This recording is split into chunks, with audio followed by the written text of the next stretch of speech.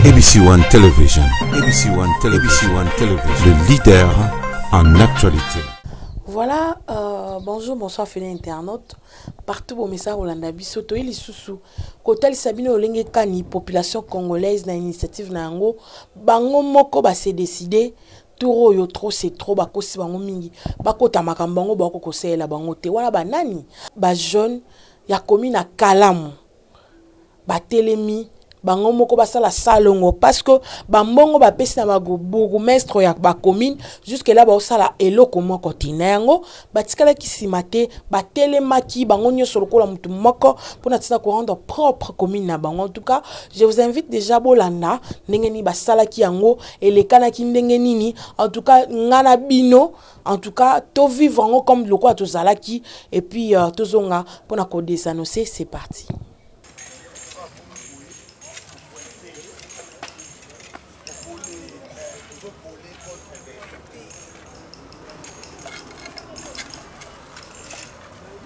Je suis la camarade Gracia Ilunga, 4e vice-présidente de la Ligue des jeunes au niveau du bureau national. Ok. Et on vous voit avec le t-shirt de PRP. Oui. En fait, c'est le polo que nous avons au parti pour plus de visibilité et nous rappeler toujours de l'image de Mosé et de son idéologie, de la lutte qu'il avait menée ici dans le pays. Ok, alors madame, comment nous organiser ça, le financement il y a bourgmestre ou comment? Parce que ces derniers temps, tout le monde bourgmestre, on est organisé, ba commune. Mais tout le monde bino ba jeune, outil de travail, besoin de travail. Il faut expliquer l'histoire en 2 mots. Non, en tant que jeunes, nous avons remarqué qu'il y avait le quartier qui n'était pas propre et nous avons pris cette initiative-là d'apporter la propriété avec nos propres moyens. Nous sommes venus pour assainir le quartier vraiment, dans le cadre de la Ligue des jeunes. Vous avez besoin de soutien? Oui, en fait, c'est que je veux plus parler à la jeunesse, au peuple, de savoir tenir notre pays propre. Parce que nous voyons comment ça se passe dans toutes les communes, nous sommes témoins de beaucoup de choses. Du coup, on ne peut pas seulement attendre que le gouvernement fasse, mais même de notre côté, là où nous sommes devant nos parcelles, faisons ce travail pour assainir. Et c'est là que le gouvernement aussi de son côté pourra compléter, parce que je sais qu'il y a déjà des travaux qui sont déjà en marche pour assainir. Du coup, nous devons nous rassembler, et la population et le gouvernement, pour mettre notre pays, pour la propriété de notre pays. Ok, faire le travail. Bonjour papa. Oui, bonjour maman. Qui m'est à Makassi?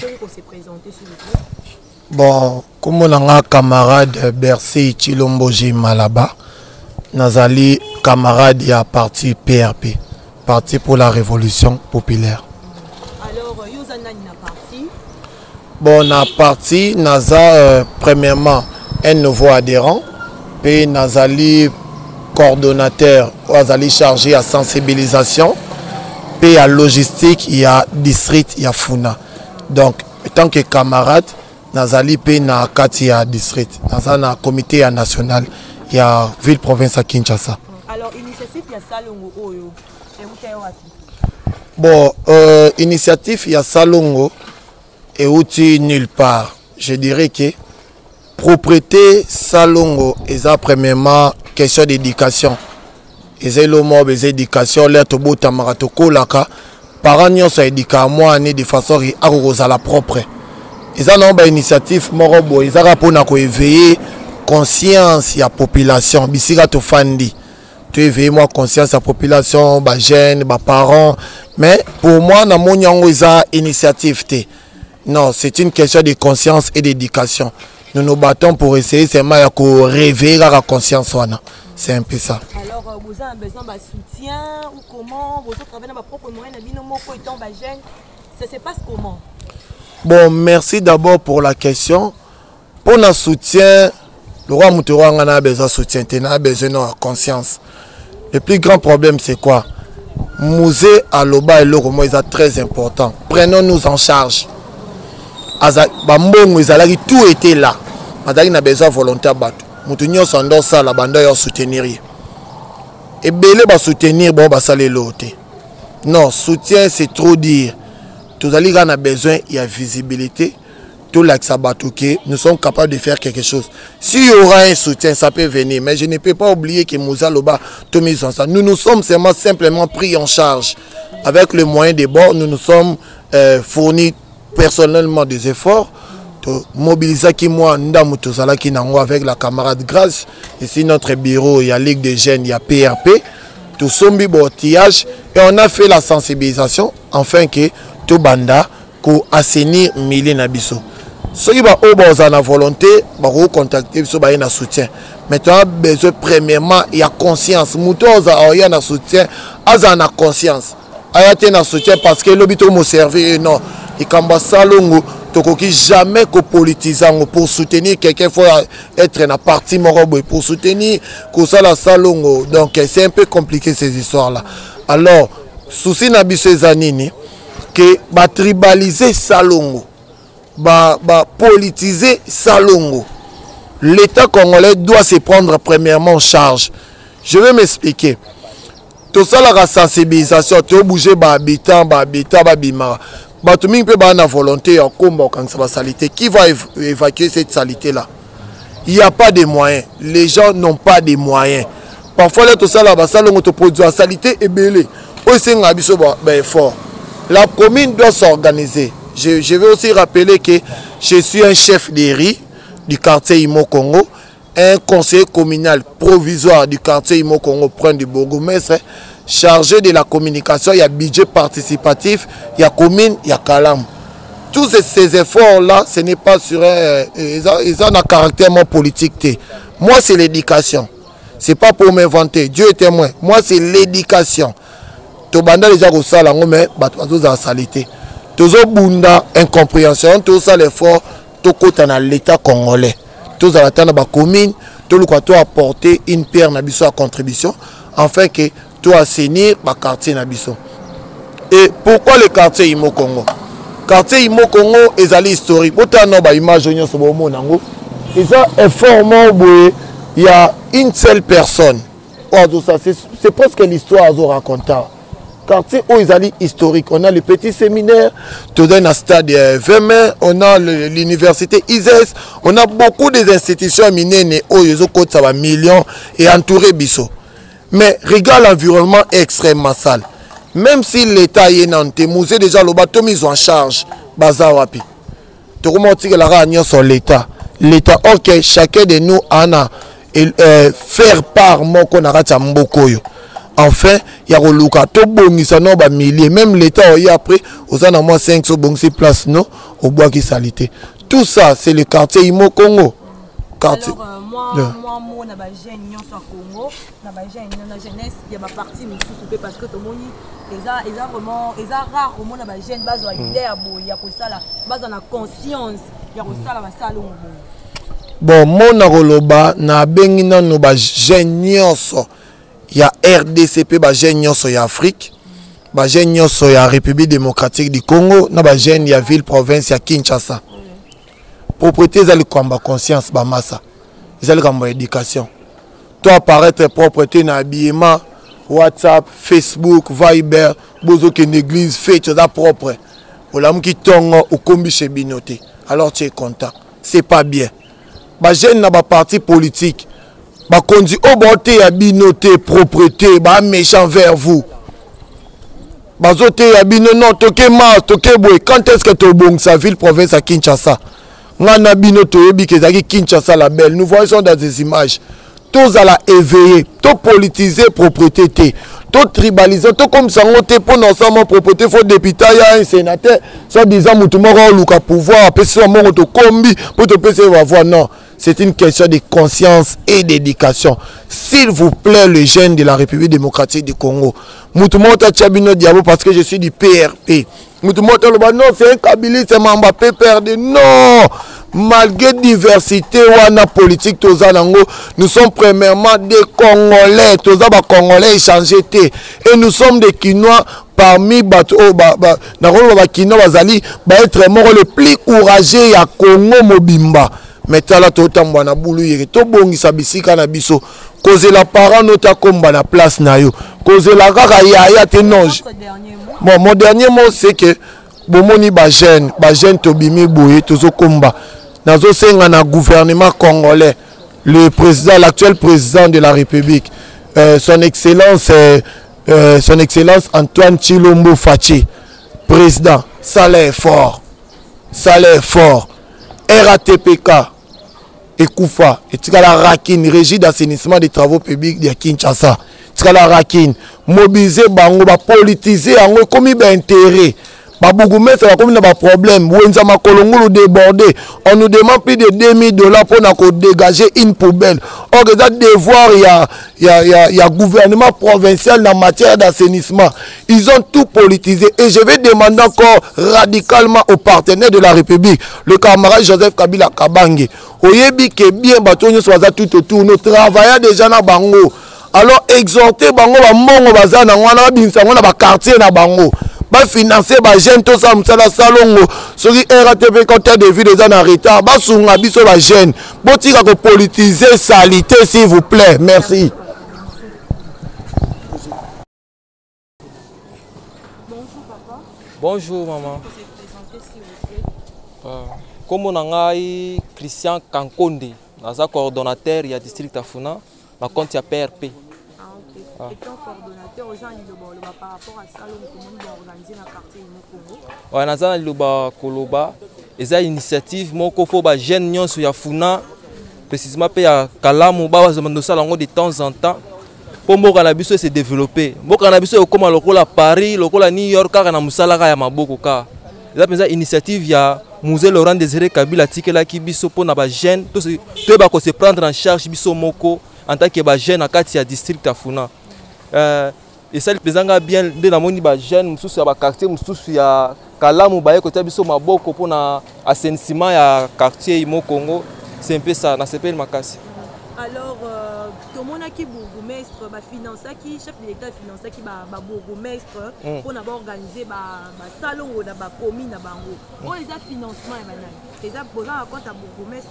Oh les a compte à bourgmestre té, les a compte ya gouvernement té, oh les a initiative ka ba jeune ya PRP, ndi ba zu yango pour ba sala musala, na compte ka visibilité pe na compte pe assainissement ya ba quartier. Et ko suka ka té ki na ba commune mususu Bandal Kasavubu, faut penser ba jeune base à l'initiative on a salon chaque samedi, chaque week-end et ça la pensa vient la biso comme propre. C'est un peu ça. OK, na vrai merci. Mon combo na mon qui le papa Louis Mangovo, mon qui est chargé à relations publiques qui a parti à PRP Ligue des jeunes.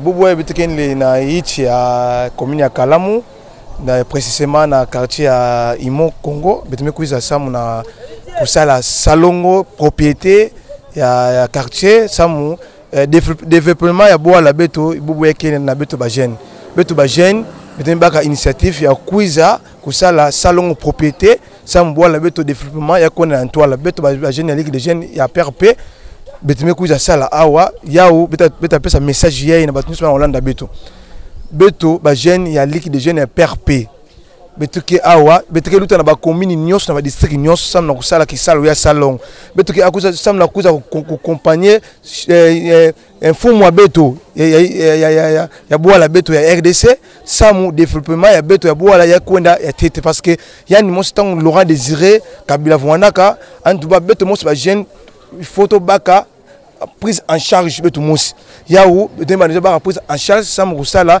propriété na ville beto samu ya vona ya mboti. Merci mingi mes vidéos. Bazako bengango Kalina Noir. C'est ceux qui osent mona Imo Congo osent considérer.